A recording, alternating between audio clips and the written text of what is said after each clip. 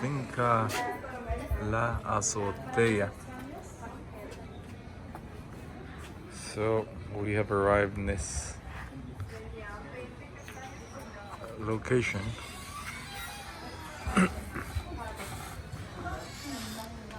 Gracias.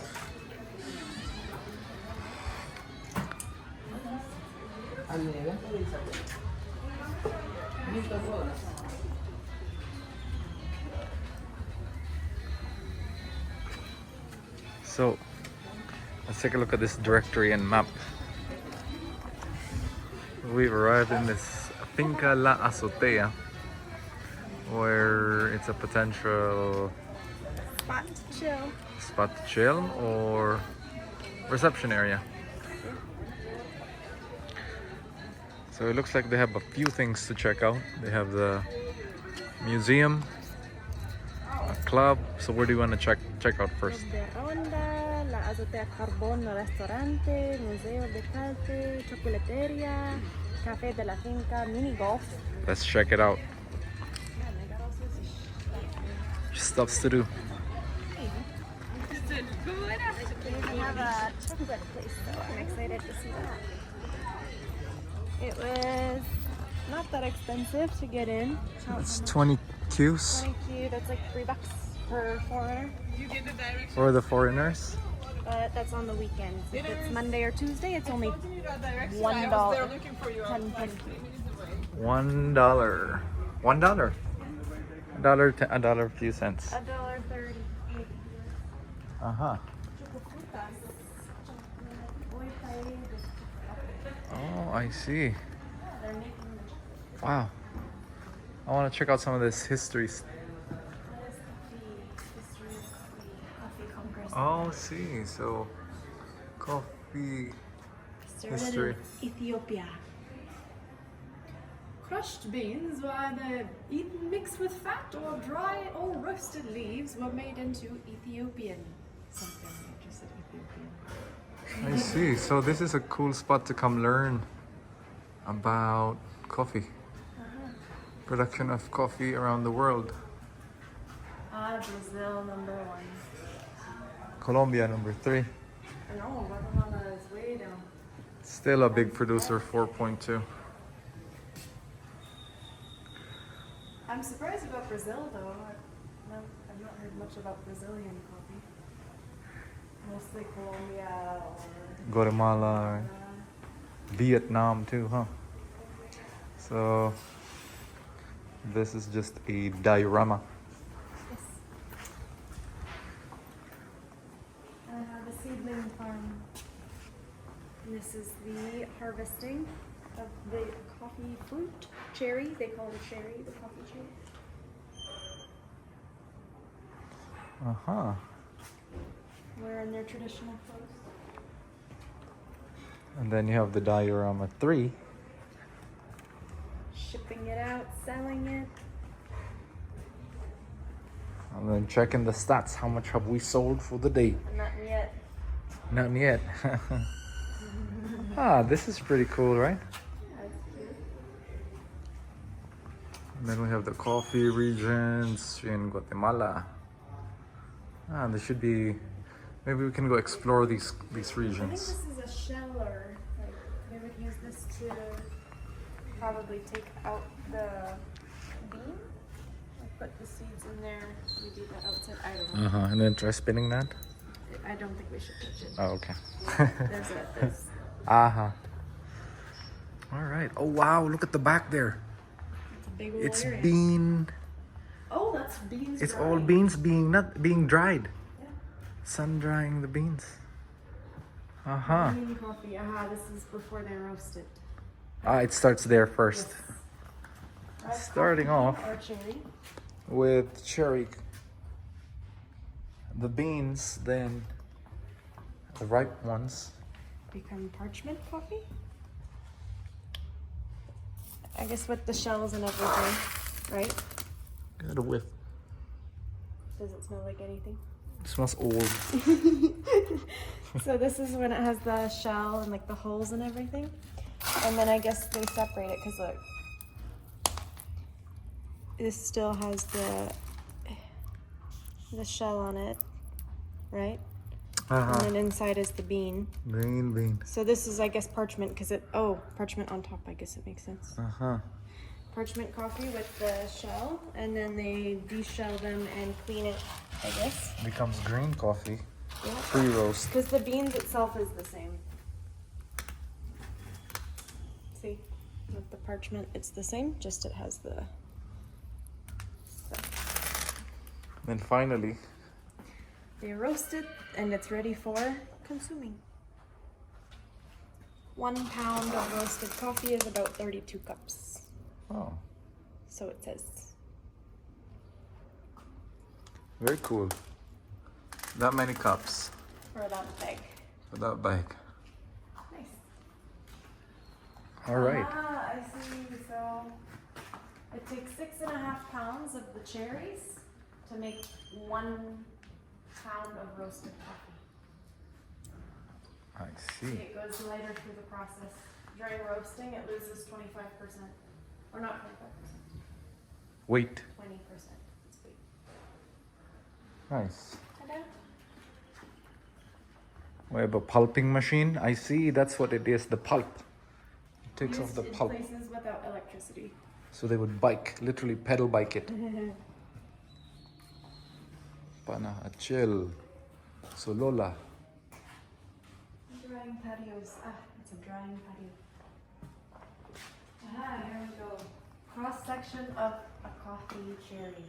Harvested bean, the red skin. It goes through a siphon, all the beans, and then the siphon takes out most of the shells. The husk. The red part. Hulling machines. The cherry, I guess, takes out most of the cherries, and then it gets separated, return of unprocessed cherries, and then after it's processed here, it goes through the washer, and then after it gets washed of all the husks and everything, it goes into the fermentation tanks. Oh, we're still here. But first, I guess, and then it gets washed, and then it gets transported to the drying patios behind us. We're gonna check that drying area. Literally right behind us, because they're. I don't know how we can get in there. I don't think we can get in, but we can see. I think we can. I think we can. And somebody's doing a tour right now, so maybe we can go check it out. A lot of coffee facts.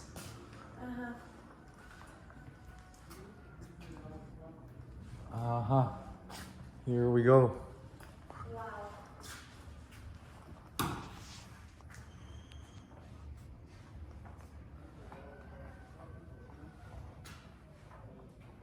Wow. It's an entire science and an art. You have the degree, and then what the roaster sees, what they hear, what happens to the bean, the name of the roast, acidity level. Coffee roasting, it's its own thing. Only 16% of every dollar spent on a cup of coffee goes towards the actual farmers and the laborers. 16%. 16%. 16% or 16 cents? 16 cents, so 16%. Out of each dollar Here, the producing paid for country gets, one not cup even, of coffee, 8 cents. 8 cents per dollar goes towards the laborers. Fertilizer operating costs is 5 cents. Exporter, 3 cents. Only 16 cents stays in the country of origin. That's crazy. Oh goodness. The consuming country gets 84%. Think about that when you drink your cup of coffee. To alleviate the situation of small coffee growers, the fair trade movement is slowly gaining importance. The savings for are that passed fair trade partially. label. Yes. Yeah. It doesn't say exactly what the difference is, but they suggest that you do it, so I guess maybe look for it if possible. That's a little bit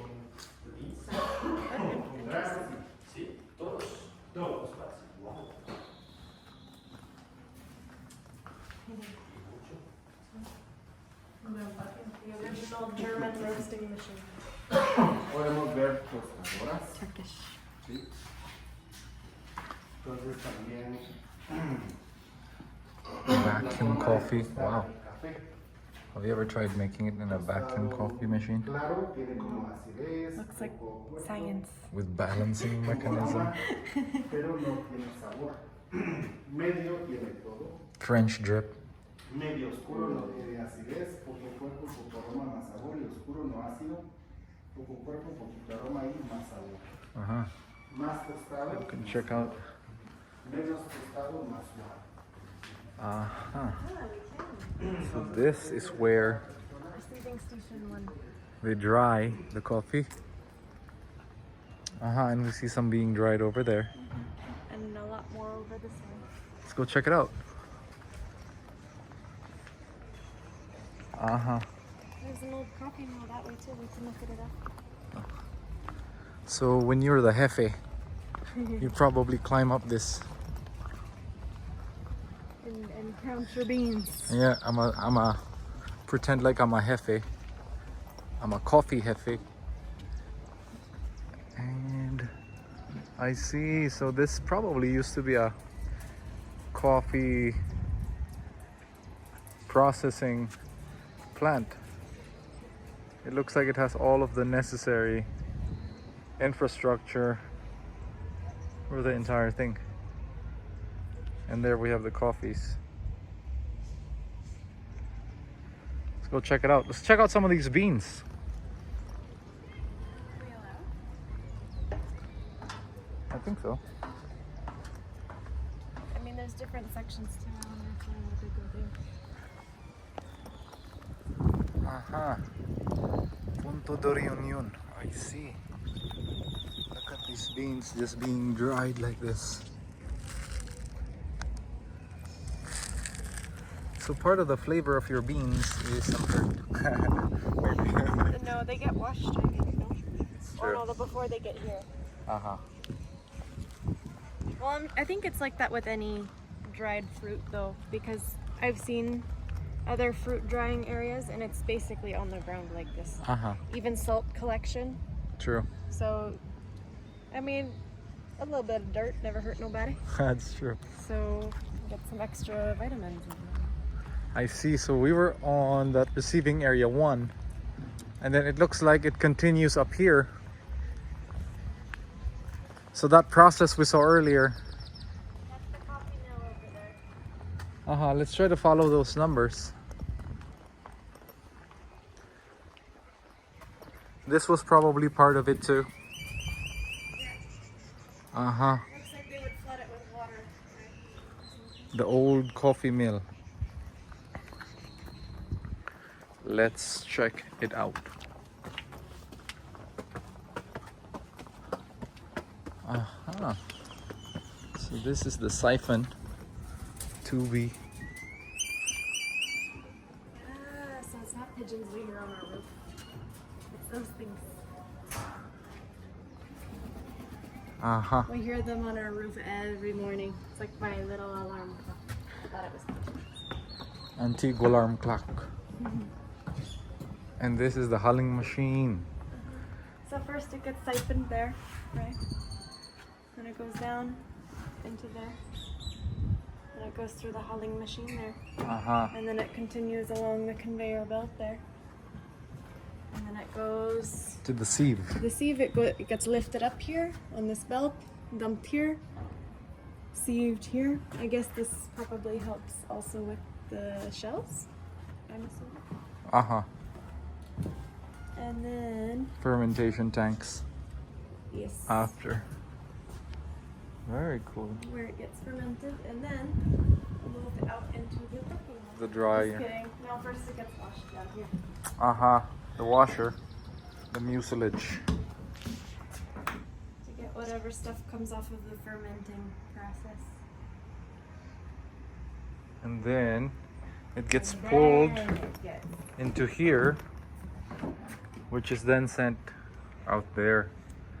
Ah, now we know. Look at that. So this is the last step. Aha, this is the old mill. Now we know. Now we know. It looks like there's a new mill there. Moderno. La Azotea. And it looks like this is also part of the...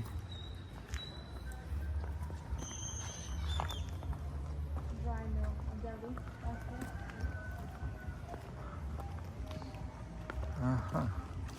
Cool. Oficina Original de Finca La Azotea. Look at these big scales too that they have here. And these coffee trucks.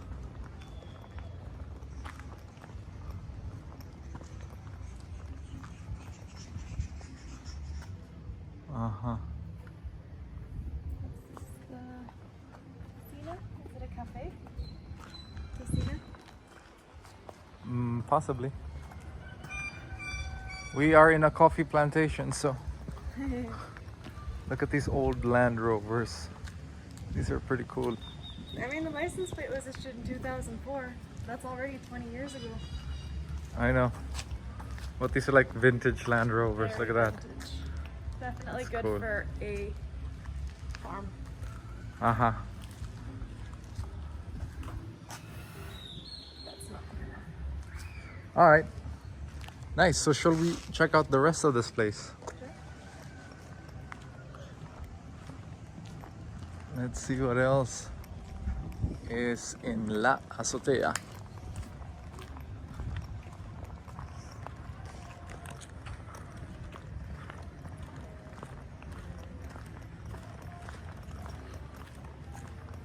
Yeah, I think for coffee lovers, coffee enthusiasts, history buffs, it would be great to come and check it out. And this is just one part of the Entire site, park. so- So Yeah, and then that's where we just went to the Museum of Coffee. sir, do you want to go see what they were doing inside? The chocolate? Were they, is that chocolate they were making? Yeah, they were making chocolate. I don't think it's Uh-huh. here though. This is it. It's right there. So this is the little gift shop.